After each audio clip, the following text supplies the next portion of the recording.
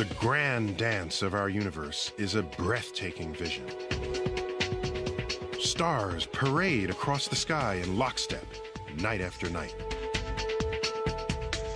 The galaxies spin, vast cities of stars bound together to create stunningly elegant forms. Until recently, our own lifetimes, we couldn't hope to answer the most basic questions about the cosmos. Has the universe always been here? Did it have a beginning? I first encountered those grand mysteries as a 9-year-old kid. We came here on a field trip to the Hayden Planetarium. It looked a lot different then, but that first trip changed my life. More or less on the spot, I decided to become an astrophysicist, even though I could barely pronounce the word.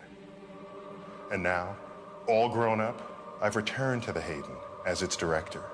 And over that time, our understanding of the universe has been transformed again and again. Astronomers had long believed that our cosmos had always existed, eternal and unchanging. In its last version, the idea even had a name, the steady-state theory. But that was really just an assumption. And like so much received wisdom in science, it would ultimately be proved wrong by accident.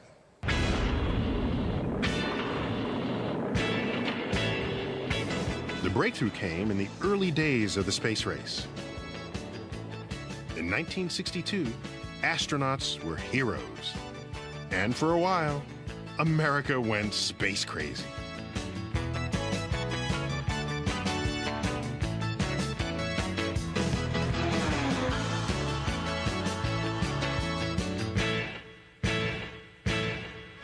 Space even made the charts when the song Telstar, named for the first satellite to transmit transatlantic phone calls, rocketed up to #1.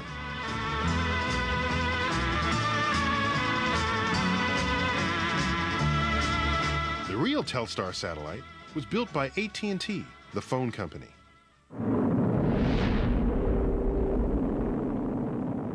Telstar was the first link in a truly global communications network. But there were a few bugs in the system, especially an annoying hiss in those early calls relayed by satellite. Hello? Hello? Can you hear me? Hello? Hello? AT&T engineers wondered if the problem might lie in the way Telstar communicated with Earth, using a form of energy called microwaves. Telephones are actually very simple machines. They all work in pretty much the same way. Hello? Neil, it's your mom. No, I'm kind of busy now. Can you call back later? Oh. Hang on a sec. What they do is they convert sound waves into electrical impulses, and then take those same electrical impulses and convert them back into sound waves at the other end of the line. I gotta go. I'm working here, all right? Okay, then. Let's talk later, but thanks for calling. Love you. Bye. Satellites take this one step further. They convert the electrical impulses into forms of light we call microwaves and radio waves. To get a handle on that, let me introduce you to my cosmic tuner. It's sensitive to all forms of light there are. Most familiar is visible light, with its rainbow of colors. What makes one color different from the next is simply its wavelength. And I can use this knob to tune one wavelength to the next. Let's start with violet. It has the shortest of all wavelengths. Moving to longer and longer wavelengths, we pass from one color to the next, right on up to orange, and then red. There ends visible light. But light continues beyond that. Just increase the wavelength. And what do you get? Infrared. Can't see infrared, but we feel it. We sense it as heat. Beyond infrared, we find microwaves. And then the longest of them all, radio waves. Both radio waves and microwaves we use to communicate through Earth's atmosphere and through space itself. As it happens, almost everything in the night sky emits energy in the form of these same micro and radio waves. Here is the Milky Way photographed in visible light. And here is its image at radio wavelengths. After World War II, this new way of looking at the sky launched the field of radio astronomy. And now, it would lead to a phenomenal discovery. Robert Wilson and Arno Penzias were both experts in the new fields of radio and microwave astronomy. And in 1964, AT&T's Bell Labs asked them to help figure out what might be causing the annoying hiss in satellite communications. To do so, they began their detective work with this giant antenna that could receive signals from Telstar. To test the instrument, they pointed it at an empty patch of sky. Aiming at nothing, they expected to find nothing. Instead, to their surprise, they picked up a faint microwave signal, apparently coming from empty space. Sure that couldn't be right, they looked for any possible source of stray microwaves. They even climbed into the horn to clean up after a pair of unwelcomed guests. When was the last time we were in here? Yeah, 38 years ago. 65 or 64. There'd been a pair of pigeons living there and deposited pigeon droppings inside, and that was clearly a possible microwave loss material. As a graduate student, I did worse things. And you probably did too. Yeah, you just do what you have to do. You do what you have to do every day. Probably best to plant your left foot. Nothing worked. The hiss was still there. And mysteriously, it seemed to be coming from wherever they looked in the sky. We could by then rule it out that it came from the horn itself. We were unaware of anything in the sky that should do it, and we thought the horn should not be picking up anything from the ground. It just was sort of surreal. It didn't fit our idea of physics. But the microwave hiss, so perplexing to Penzias and Wilson, did fit a radical idea being explored by a group of physicists just 40 miles down the road in Princeton, New Jersey. The Princeton team was trying to prove that our entire universe had actually been born in a tremendous burst of energy billions of years ago. Team leader Bob Dickey believed that some of that energy should still be detectable as a faint hiss of microwaves in space. To test that hunch, Dickey asked a young postdoc named David Wilkinson to set up this miniature antenna in his spare time. We weren't in any particular hurry because Bob Dickey's idea was so original. We weren't too worried about somebody else getting there before we did. We went down to Arch Street in Philadelphia and dug around in the World War II surplus shops to find things that were cheap. But before their instrument was up and running, word reached Penzias and Wilson, who gave Dickey a call. He hung up the phone, and I'll never forget exactly what he said. These are his exact words. He said, "Well, boys, we've been scooped." Scooped indeed to the greatest discovery in cosmology, the Big Bang. In the Big Bang, our entire universe, all the matter, all the energy that would ever exist, burst into being at a single instant. A flash of light filled the cosmos, and as the universe expanded, that light stretched with it to longer and longer wavelengths, through the visible range, to the infrared, until now, that flash of light remains as a faint glow of microwaves filling the entire sky. The glow that Robert Wilson and Arno Penzias detected with this antenna. Penzias and Wilson's discovery of the microwave background is what made cosmology a science. It suddenly made you realize that history was being made. Here you were, and suddenly the universe, as understood by man, was different to what it had been like yesterday. All of a sudden, you had data. And you really tested a theory. You had a theory that said the universe started with this hot Big Bang. And what Penzias and Wilson saw was this leftover heat from the Big Bang.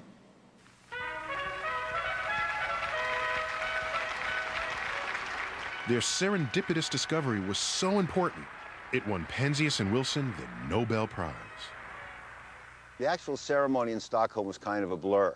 I never have quite gotten over the feeling of not being a grown-up, that other people are older, smarter, and so forth, and that I don't think that ever leaves. When the Nobel Prize was announced, I think probably one of the first things I thought about was, do I really deserve this? And should my name be on the same list with Einstein? It just seemed completely wrong. Over the years, I guess, I've come to understand that the Nobel Prize is given for discovering something, not for being the smartest person around. So while there are much smarter people around, we did something significant, and I feel comfortable with it now. Now that we know what to look for, it's not all that hard to detect the Big Bang.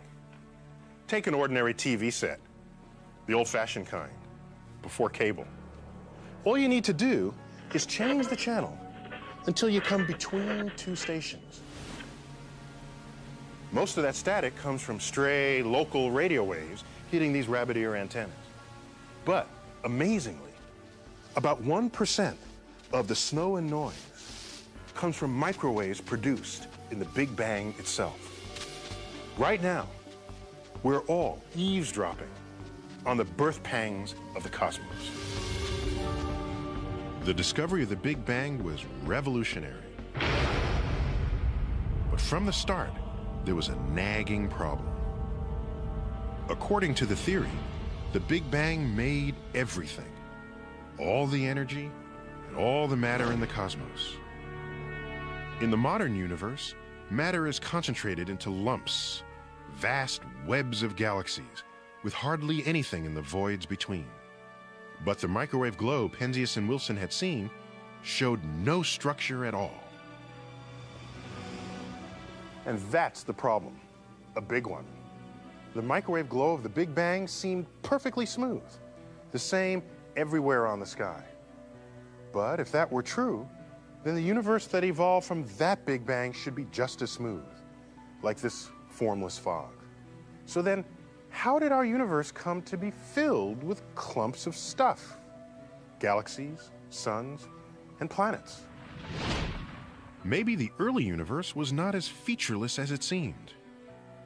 Maybe it contained some tiny seeds, little dense spots that gravity could shape into the cosmic structures we see today. Cosmologists figured that those slightly denser regions in the early universe would show up as bright spots in the microwave glow of the Big Bang. So they set out to find them. They would look and look and look for 30 years, and they would find nothing. The astonishing thing is that the harder we looked, the more mysterious the universe became, because all we saw was a blank sheet of paper. Nothing was written on it at all. And we went down to a part in 1,000, it was a blank sheet. We went down to a part in 10,000, it was a blank sheet. It was at this point that my colleagues at Caltech started telling me that I was proving we weren't here. No lumps, no galaxies, no us. That's what every observation of the Big Bang's microwave glow seemed to show. Either we just didn't understand the Big Bang, or secrets remained hidden within the microwave glow of the infant universe. Finally, astronomers wanted to settle the question once and for all. Flying above Earth's atmosphere, this satellite, called COBE, was designed to find the telltale bright spots within the apparently uniform microwave glow, if they were there. As a member of the COBE team, we wondered all the time, would we detect this non-uniformity or wouldn't we? We thought that theoretically it should be there. For 30 years, people had thought that too and went out and made measurements and didn't find it. So we didn't know for a fact whether we'd see it or not. It was a crapshoot.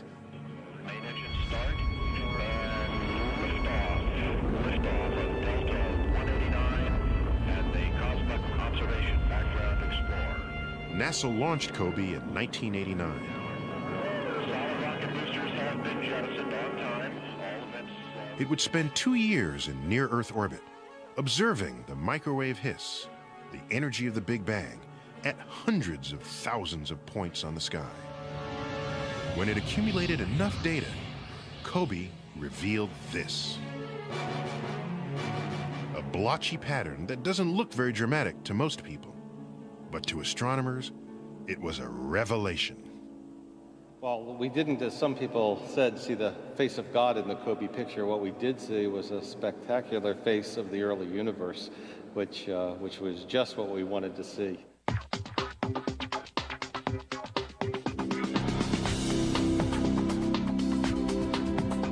This was what they had been waiting for. The blue colors reveal places where there's slightly more matter in the early universe. From these concentrations of matter, gravity will carve out galaxies and stars, suns and planets, and eventually, our home. In one brilliant stroke, Kobe confirmed that the universe as we know it evolved out of the cataclysm of the Big Bang. But at the same time, it left much of the story untold. You see, Kobe had a limitation, a kind of fuzzy vision. A Kobe picture of me would look something like this.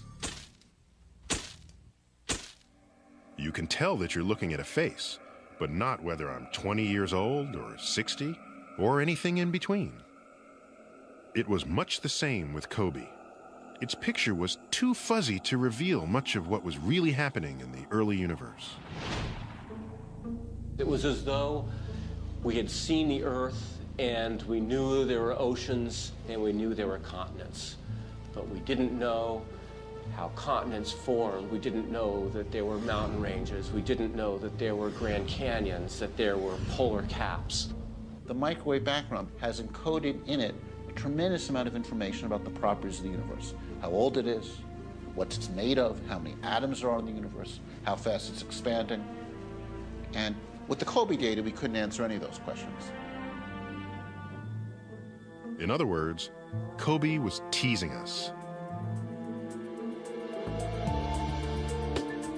Its fuzzy picture concealed clues to fundamental mysteries.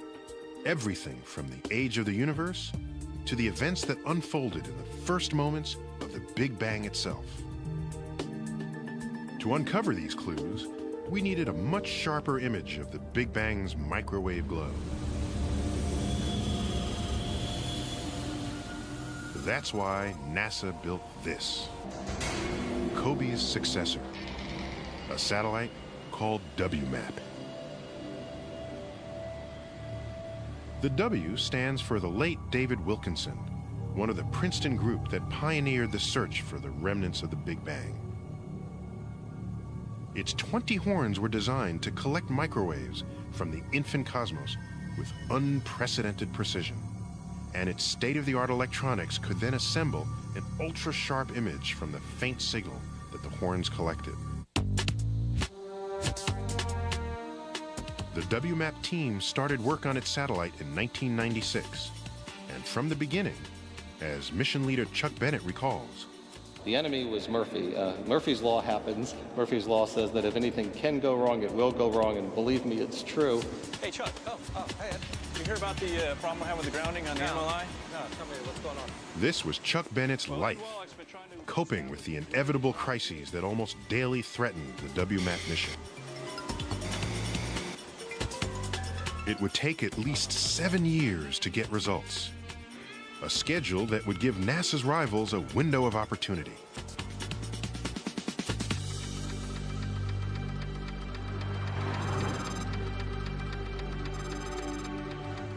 Ambitious observers like Tony Reedhead set out to see if they could beat NASA to major discoveries of their own. I think it's very important to recognize, of course, that the spirit of competition is one of the things, of course, that drives scientists just like everybody else. And then the idea that the huge agency of NASA was going to go out there and they were going to really do the job properly. They were going to provide people with a 3-course meal, made many of us feel that we would really like to go out there and perhaps get a few appetizers in which might answer the most fundamental and interesting questions first.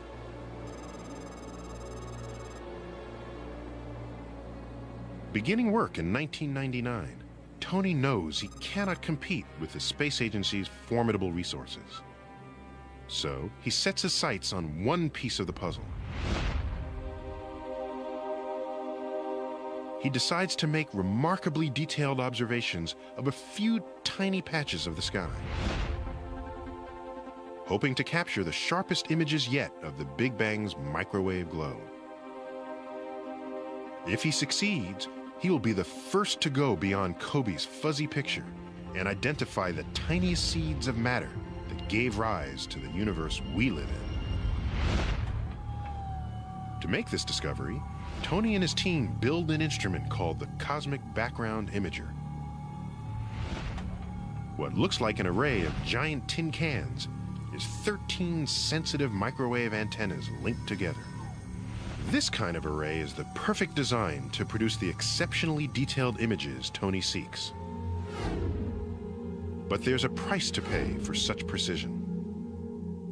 In order to do observations of the microwave background, you have to get above most of the water vapor in the atmosphere. So you either have to go to space, of course, but that's very expensive, or you have to go to the South Pole, or come to a place like this, which is up at a very high altitude in the Andes. In other words, you really have to get halfway to space if you're going to want to compete with the guys who are out in space. But to work up this high, almost 17,000 feet, the team must use oxygen tanks, and they're always vulnerable to the bitter cold, the wind, and the weather. Just ahead of what was supposed to be a routine observing run, a ferocious 3-day blizzard knocks out a key telescope drive motor. When you tried to drive, it just didn't move. The instrument can't track the sky with the precision Tony needs. If the telescope can't move, Tony can't observe. Okay, so I'm fairly sure that it's in the control. It's a setback, but a minor one, Tony devoutly hopes. If it's a problem with the AS drive motor, that's a big problem. Of course, this is extremely annoying because we go to extraordinary lengths to try to ensure that we don't lose any observing time. We really cannot afford to be down for a few days, and if we're down for 6 weeks, it is a very big problem indeed for us. 2.8, 2.8, 2.8, and then perhaps just pick another. Isolated on their mountaintop, Tony, Ricardo, and Eduardo now struggle without backup to fix their broken motor.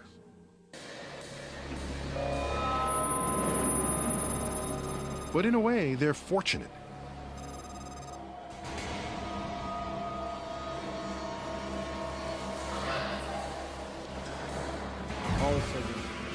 The WMAP team will have no such luxury to fix anything that breaks once their satellite reaches space. Once you launch the thing, you don't get to turn that screwdriver one last time or make an adjustment or replace the part that broke. It's got to be right. One of the key things to make sure that you've got it right is to test it and test it and test it again. No GSE has been left here. Right. No tools left behind. WMAP's final hurdle comes in this giant vacuum chamber, built to replicate the cold and the airlessness of space itself.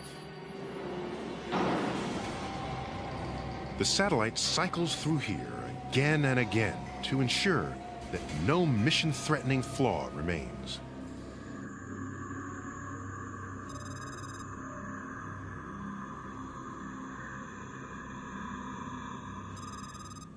Ricardo, can you check that there are no ladders around the telescope? Tony's struggle is paying off. After 3 days, the team believes they have resuscitated their broken motor. Is it done? Okay, please switch on the drive key. It's on. I'm going to try a small slew in azimuth. Yes, keep your finger crossed. Keep our fingers crossed. Let's hope. And pray. Okay.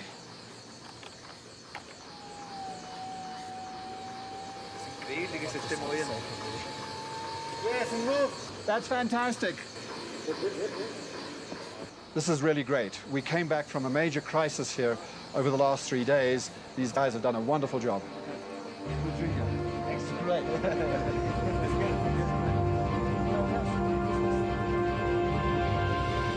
With his telescope operational again, Tony can finally get back to the painstaking task of collecting cosmic microwaves. It's slow work.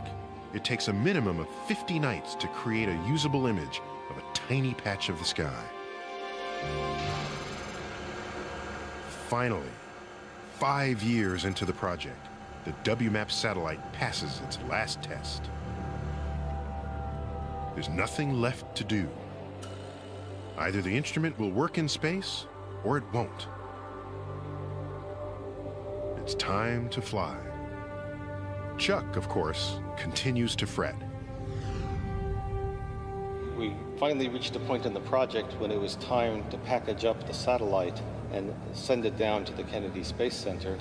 Of course, the problems didn't stop there. We had to put some things back together again that we had to take apart, and we found little problems along the way. Igniters armed, green board, 5, 4, 3, 2, 1. Main engine start, and liftoff of the Delta II rocket with the MAP spacecraft. In the end, we launched within the first second of the first day of our launch window. It was a picture-perfect launch. Everything went very, very smoothly. Initially, a smooth flight being reported. Solid motors are now at maximum thrust. When it was being launched, your heart's in your mouth. You've poured your life into this thing. You know, you eat it, you drink it, you breathe it, you wake up at night thinking about something that you might have not done right. And it launched and it got off the ground, and that was incredible. After its launch, WMAP still has a 3-month journey to reach its final destination. 1 million miles from Earth, a special location, the Sun and Earth's second Lagrangian point, or L2. At L2, the combined gravitational pull of the Sun and Earth will hold the satellite in a fixed orbit. In that position, WMAP shielding can block out the contaminating microwave radiation from the Sun and the Earth. But getting there takes one of the most complex trajectories ever planned for a space science mission. One of the headquarters officials was visiting me one day and asked me, what part are you most worried about? And I said, getting from here to there. WMAP's guidance systems perform flawlessly. But once it reaches L2, the satellite still needs a full year to produce its first results. That year gives Tony just the time he needs. Before NASA's WMAP can report back, Tony manages to gather enough data to yield a major discovery. One tends to forget, because of all the difficulties that one has to go through, just the true wonder of what we are seeing. What we're seeing are fine details more than 100 times smaller than those Kobe saw. The first direct observational link between the early universe and the one we live in. These brighter spots, hotter in temperature, are showing where there's more stuff. And that's extremely exciting, because it's actually showing where all the structure in the universe that we see around us today came from. Over billions of years, gravity will transform this slightly denser clump of stuff into this, a cluster of galaxies, home to trillions of stars like our own sun. Had there not been seeds like this in the microwave background showing that there was more stuff, we wouldn't be here today talking about it.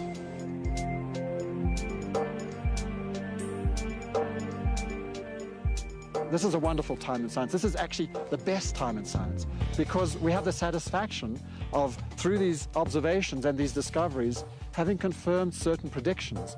We are actually on the brink of a revolution of unimaginable proportions.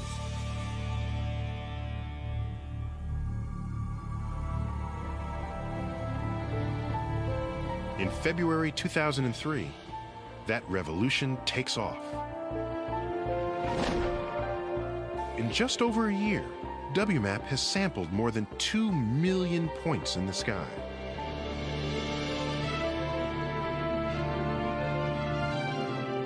Finally, almost 4 decades after the faint glow of the Big Bang was first detected, the satellite delivers a beautifully detailed picture of the peaks and valleys that mark where the matter lies in our newborn universe.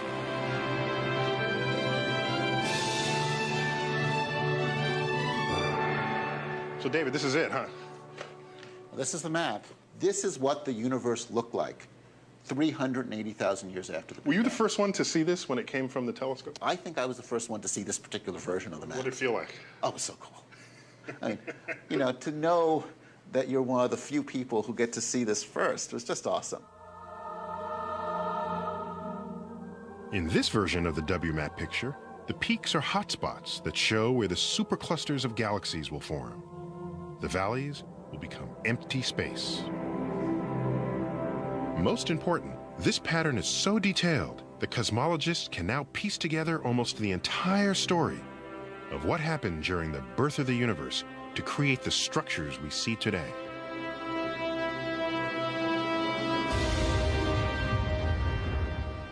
The Big Bang itself remains shrouded in mystery, although WMAP tells us that the universe's birthday came 13.7 billion years ago.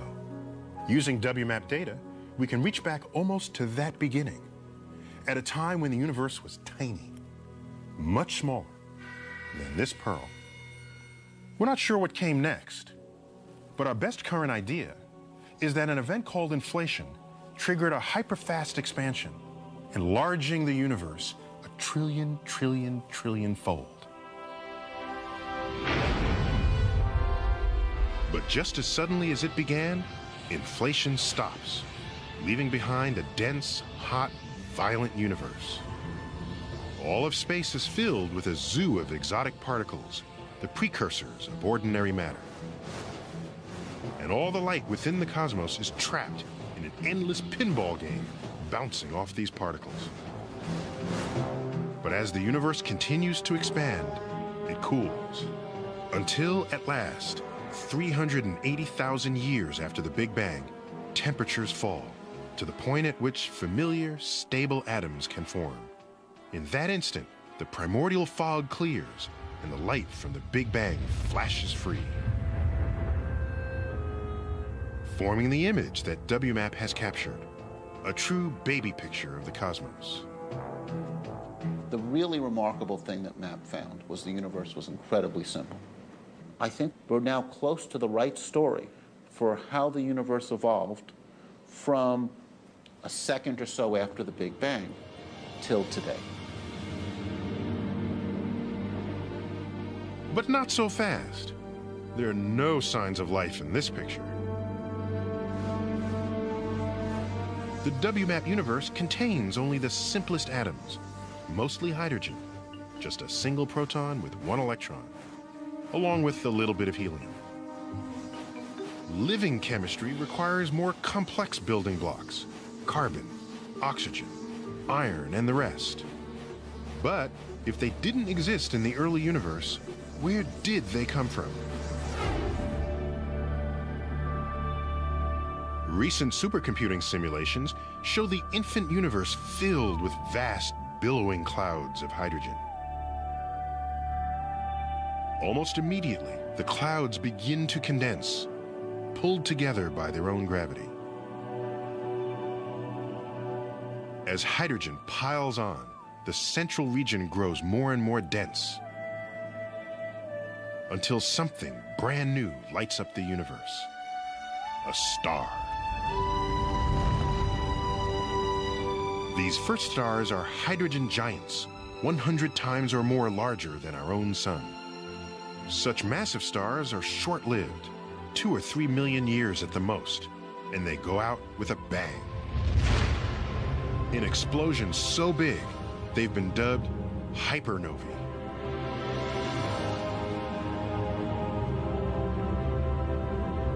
And it's with these cataclysms that the universe begins to accumulate the building blocks of life.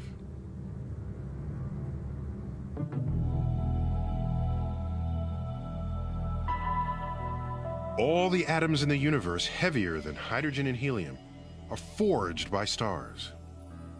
Stars are really interesting. They don't just sit there. They know because they last so much longer than we do. We think they're permanent. Stars are the ultimate alchemists. They turn light elements into heavier ones. They get the energy that they need to glow that way.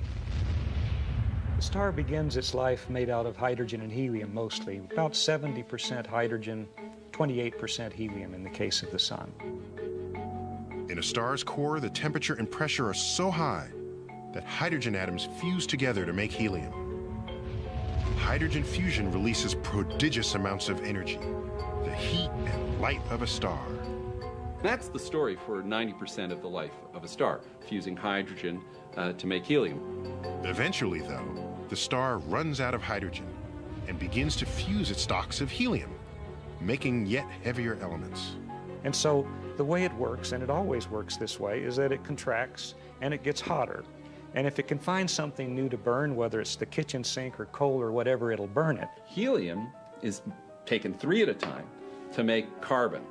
You can add 1 more helium to that carbon and make element number 8, oxygen. That's a tremendous step forward. You get carbon and nitrogen and oxygen made in stars. Now this is great because on the board we already have the principal elements of life. Organic chemistry is the chemistry of carbon. Carbon fuses next, and still heavier elements begin to form. Sulfur, argon, chlorine, potassium, calcium, scandium. The pace of this gets faster and faster. Back in the middle, silicon is starting to burn at 3.5 billion degrees, stupendous temperature. It makes titanium, vanadium, chromium, manganese, cobalt, nickel, and iron. Iron is really the end of the road. It's sort of the nuclear turnip out of which you just cannot squeeze anymore. It's the end of the game. A star that has relied on fusion has come to the point where it has nothing more to spin. The star is suddenly caught in a disaster. There's radiation going out from the outside, but deep in the inside, there's no more fuel. Iron can't fuel the stellar furnace. And so, when a star builds up too much iron, it dies. The core collapses, it bounces. And it begins to move out, first slowly and then faster and faster. And that sends a very sharp wave back out through the star. And now what was falling down is going out, the whole thing's blowing up. And you've made a supernova. The supernova explosion can be as bright as 4 billion stars like the sun. A stupendous explosion. Such outrageous energies overcome the iron barrier, cooking atoms into all the rest of the elements on the periodic table. So starting down here, you can go copper, zinc, gallium, germanium, arsenic, zirconium, niobium, molybdenum, technetium, strontium, rhodium, lutetium, antimony, ytterbium, tellurium, thorium, iodine, radon, xenon, cesium, francium, barium, lanthanum, tellurium, cerium, indium, actinium, xenon, thorium, protactinium, uranium. Done. That's enough elements. We are all stardust. The carbon in our bodies, the iron in our blood, the calcium in our bones. Every last atom was formed in a star. But it's not that simple. No one star can produce more than just a dusting of heavy elements. So, to create an environment friendly to life, the universe had to find a way to concentrate the good stuff. Which it did, in a process that is remarkably like the way Chef Michael Romano cooks up a bowl of soup. As you know, a cornerstone of great cooking is a rich soup. And all soup starts with water. So let's add some water in the pot. In this culinary cosmos, these ingredients stand in for the first stars, each flavoring the surrounding broth just a little bit. And then we need heat, which we have. There's no shortage of heat in the cosmos, it turns out. That's a good thing. In the broth left behind by the first stars, new stars form. That's this second round of ingredients. And as they simmer, the interstellar soup gets stronger and stronger. Look at how rich that's become. I still can't wait. Yeah, you remember that water that we started with? Right. And look what it's turned into. It's actually thickened and a lot of flavor in there. So I think at this point it has enough flavor to support adding the star of the show, which is our shellfish and fish. Finally, this cosmic soup is nearly ready. To the point where, after bubbling for billions of years, it can support the kind of life that would emerge on Earth. And there you go, Neil. That's for you. Thank you, Michael. Enjoy it. Thank you. What Michael just did is entirely analogous to what happens in the real universe, where each generation of stars enriches the broth out of which the next generation forms, until, at last, the cosmic soup is rich enough for life. We know this occurs because we can see it happening next door, right in our own Milky Way galaxy. In perhaps the most famous astronomical image ever made, the Hubble Space Telescope portrait of the Eagle Nebula.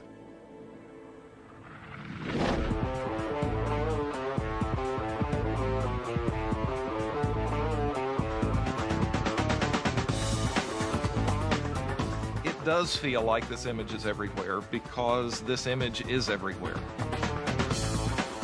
It's not everybody who gets to see something that they've done show up on a postage stamp or happen to see something that you've done on a t-shirt with somebody just walking across campus. My wife will see this picture in some context and she'll poke me and say, now, explain to me again why we don't get any royalties off that picture. That picture of the Eagle Nebula has been dubbed the Pillars of Creation. It's become a modern icon.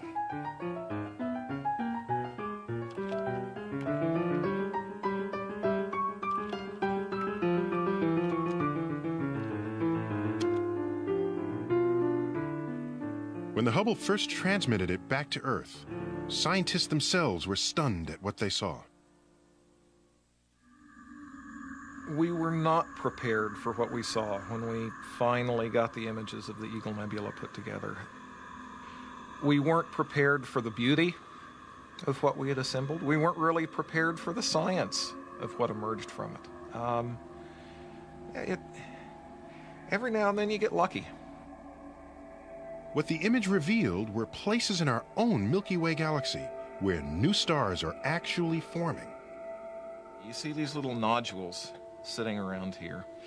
Each one of those is large enough to swallow our solar system several times over. Embedded in at least some of those, we can see that there are young stars, stars that will become stars like our sun, around which are going to form solar systems perhaps like our own. Is it possible that 4.5 billion years from now, some civilization on a planet orbiting that star will look up at the sky and wonder about where they came from?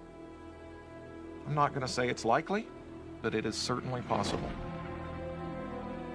Possible because conditions in the Eagle Nebula are close to what they are here. The one place in the universe we know that life exists, our own solar system.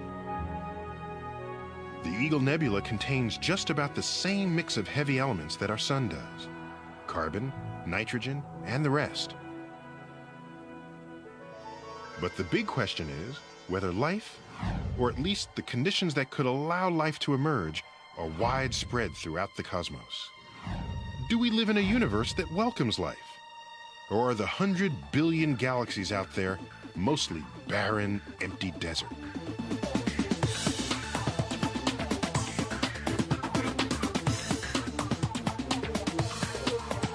That's the question that brings Sandra Faber to the Keck Observatory in Hawaii. What are the odds for life in the cosmos as a whole? It's important to realize that astronomically, the seeds of life on Earth were sown 4.5 billion years ago when the sun and solar system formed. That's a long time back in the past. But we can ask ourselves now, can we see the seeds of life in other galaxies in great abundance back then, or maybe even perhaps earlier than that? Sandy uses the Keck telescope as a kind of time machine that can look deep into the past. Its giant mirror, 36 feet across, can capture a snapshot of galaxies when they were much younger than our own. But merely seeing such distant galaxies is not enough.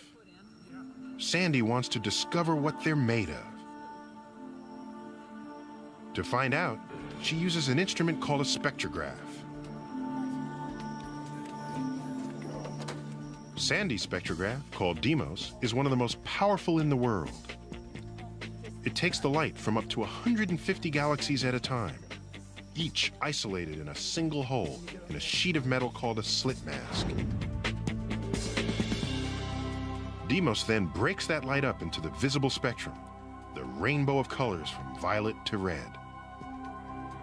Zooming in on a galactic spectrum reveals a forest of bright and dark lines, patterns that reveal the presence of particular elements. Using spectra as our tool, we can tell you what elements exist in that galaxy: oxygen, carbon, iron, and we can tell you whether the galaxy is rich in those elements, has the broth cooked a lot, Or is it still too dilute to make planets? That's what Sandy will do tonight.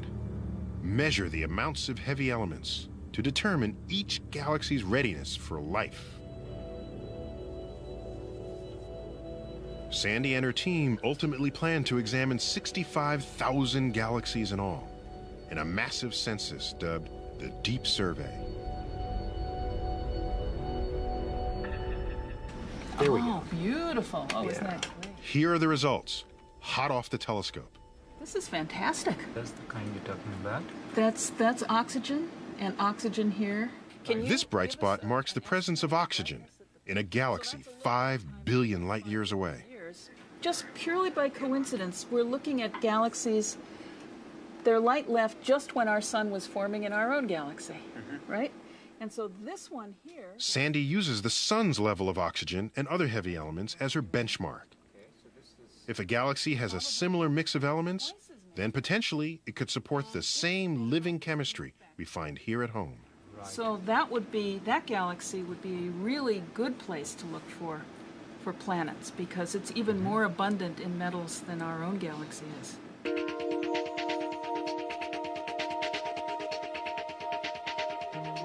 Two years into a projected 10-year observing program, the Deep Survey team has already detected thousands of distant galaxies that are rich in the elements of life. And that leads to a startling conclusion. Our universe is hospitable to life. There are billions and billions of galaxies everywhere, cooking elements, making stars that are right for solar systems. The habitat for life is everywhere. That's no proof that life itself exists anywhere else in the universe. But Sandy's work does confirm that the elements essential to life as we know it are widespread throughout the cosmos. The message of the Deep Survey and all the other information that we're getting is one beautiful story, a new version of Genesis, a new version of the cosmic myth, only this time it's scientifically based. From the Big Bang to now. Big Bang, formation of galaxies, formation of heavy elements in supernova, sun, earth, life. One unbroken great chain of being. Just in the last few years, we've reached the point that we can start with the origins of the universe. We can end with a conversation among intelligent beings about how things work, and have an awfully good understanding of every step that came in between the two. It was as if we're basically assembling this puzzle, and all of a sudden you look down at the puzzle and you realize you've got it. The pieces are there. For almost all of human history, the heavens have been beyond our reach. For our ancestors, it was a place where the gods lived, or else simply a vast, untouchable realm of lifeless beauty.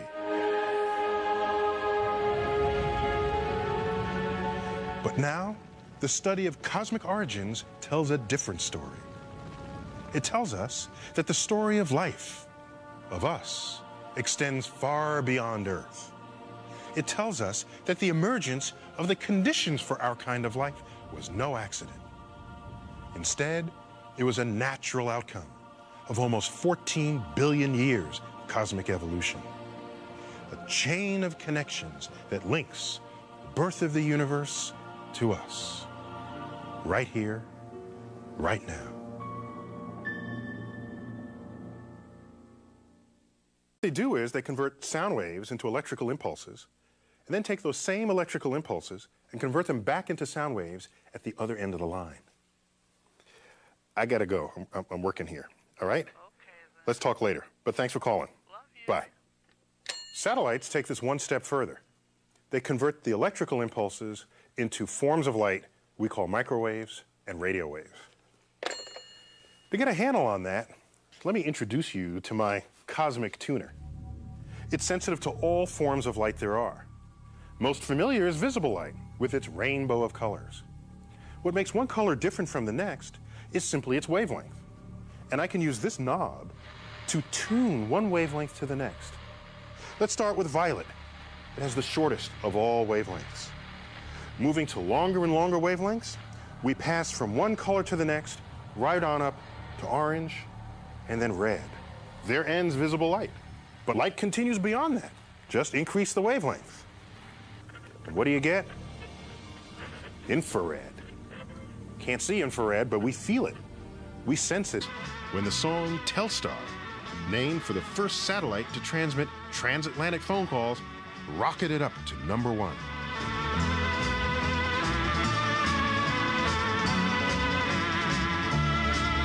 The real Telstar satellite was built by AT&T, the phone company.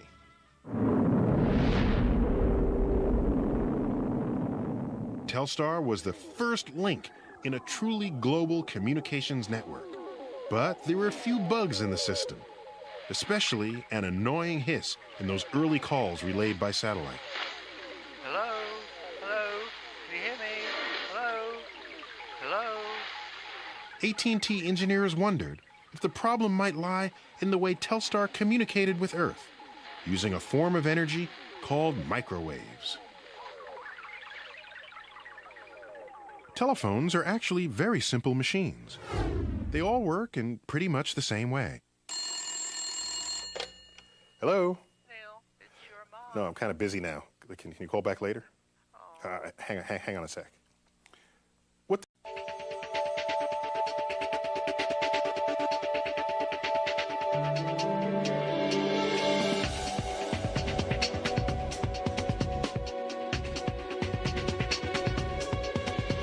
The grand dance of our universe is a breathtaking vision. Stars parade across the sky in lockstep, night after night. The galaxies spin, vast cities of stars bound together to create stunningly elegant forms. Until recently, our own lifetimes, we couldn't hope to answer the most basic questions about the cosmos. Has the universe always been here? Did it have a beginning? I first encountered those grand mysteries as a 9-year-old kid. We came here on a field trip to the Hayden Planetarium. It looked a lot different then, but that first trip changed my life. More or less on the spot, I decided to become an astrophysicist, even though I could barely pronounce the word. And now, all grown up, I've returned to the Hayden as its director. And over that time, our understanding of the universe has been transformed again and again. Astronomers had long believed that our cosmos had always existed, eternal and unchanging. In its last version, the idea even had a name, the steady-state theory. But that was really just an assumption. And like so much received wisdom in science, it would ultimately be proved wrong by accident.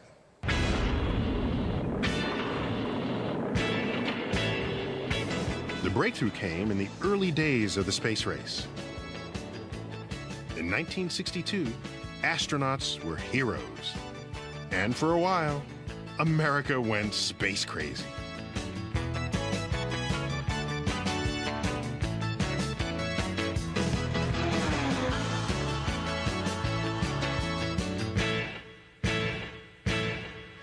Space even made the charts as heat. Beyond infrared, we find microwaves. And then the longest of them all, radio waves. Both radio waves and microwaves we use to communicate through Earth's atmosphere and through space itself. As it happens, almost everything in the night sky emits energy in the form of these same micro and radio waves. Here is the Milky Way photographed in visible light. And here is its image at radio wavelengths. After World War II, this new way of looking at the sky launched the field of radio astronomy. And now, it would lead to a phenomenal discovery. Robert Wilson and Arno Penzias were both experts in the new fields of radio and microwave astronomy. And in 1964, AT&T's Bell Labs ask them to help figure out what might be causing the annoying hiss in satellite communications. To do so, they began their detective work with this giant antenna that could